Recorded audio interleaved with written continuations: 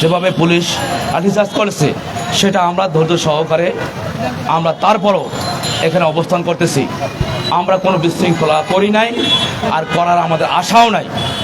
ইনশাল্লাহ আমরা শান্তিপূর্ণভাবেই আমরা আমাদের দাবি আদায় করার জন্য আমাদের সর্বোচ্চ চেষ্টা অব্যাহত আছে। সেজন্যই আগামীকাল দুপুর 2টা পর্যন্তই আমরা এখানে আসছি। শান্তিপূর্ণভাবে আমাদের অবস্থান ধর্মঘট চালিয়ে যাব। আগামীকাল দুপুর 2টার ভিতরে শিক্ষা উপদেষ্টা মহোদয়ের কাছ থেকে যদি আমাদের দাবি মেনে না নেওয়া হয়, তার পক্ষ থেকে যদি স্পষ্ট ঘোষণা না নেওয়া হয়, সিদ্ধান্ত না নেওয়া হয়, তাহলে আগামীকাল দুপুর 2টায় আমাদের কেন্দ্রীয় কমিটির সমস্ত শিক্ষকদের নিয়ে পরামর্শ সাপেক্ষে আমরা কঠিন কর্মসূচি ঘোষণা করব। যে এই কর্মসূচির আলোকে যদি কোনো রাষ্ট্রের আইনের বিঘ্নিত ঘটে, যদি কোনো বিশৃঙ্খলা ঘটে, এর দায়ভার আমরা না, এর দায়ভার সম্পূর্ণ রাষ্ট্র এবং সম্পূর্ণ প্রশাসনে নিতে হবে। ধন্যবাদ সকলকে।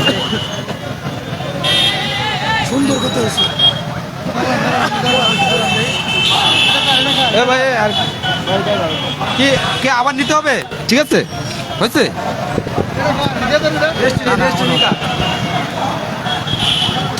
ভাই।